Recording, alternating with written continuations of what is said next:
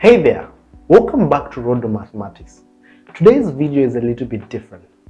I won't be teaching you math itself, but something just as important: how to study mathematics effectively.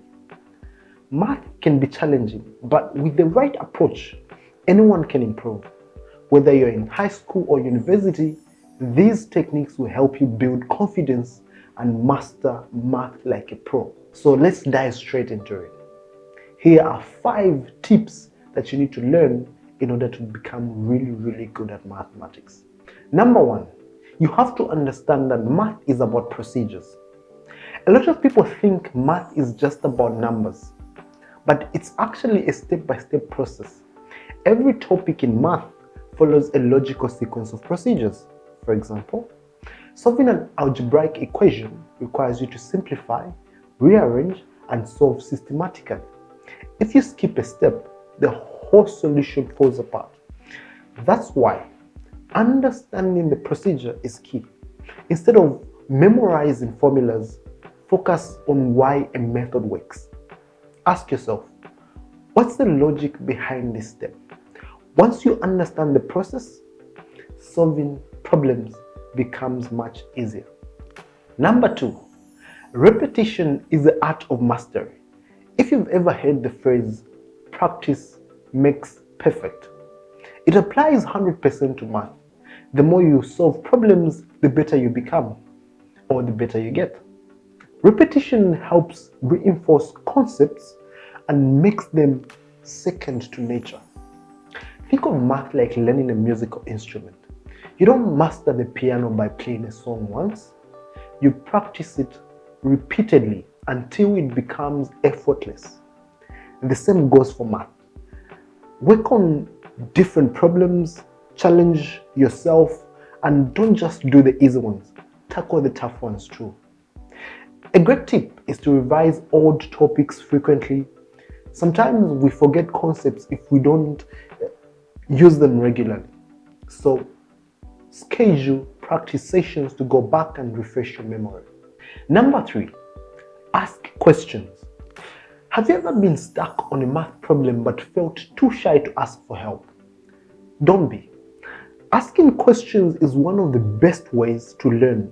If something isn't clear, seek clarification immediately, whether it's from your teacher, a friend, or even online resources. Sometimes we think we understand the topic, but when we try to solve problems, we get stuck. That's a sign you need to ask for help. Math builds on itself. So if you don't understand one concept, the next topic might be even harder. Don't let confusion pile up. Clear your doubts as soon as possible. Number 4, and this is very critical, teach others. One of the most effective ways to master a topic is by teaching it to someone else. When you explain a concept in your own words, it forces you to think deeply and solidifies your understanding. Try teaching a friend, a sibling, or even talk out loud to yourself. You will quickly realize if you truly understand something or if there are gaps in your knowledge. Also, study groups can be a great way to exchange knowledge. You might learn a new approach to solving a problem that you never even thought of before. Why? Because your friends in that particular group are suggesting topics or ideas you've never even heard of. Number 5, last but not the least, also very important, hard work over smart work. I'm pretty sure this is not common. This is my unpopular belief. You've probably heard people talk about working smart, not harder. But in math, hard work is just as important. You can't just skim through notes and expect to master it. You need to put in the effort. Smart work means using the best techniques like breaking problems into smaller steps, using memory aids, and focusing on weak areas. But none of that matters if you're not willing to put in the hours. The best students aren't necessarily the smartest. They are the ones who put in the most effort. So don't give up.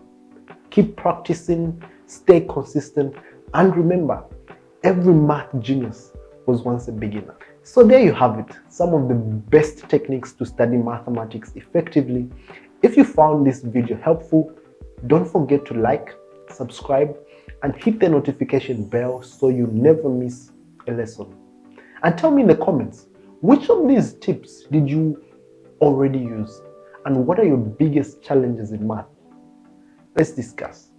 Thanks for watching and see you in the next video on Rodo Mathematics.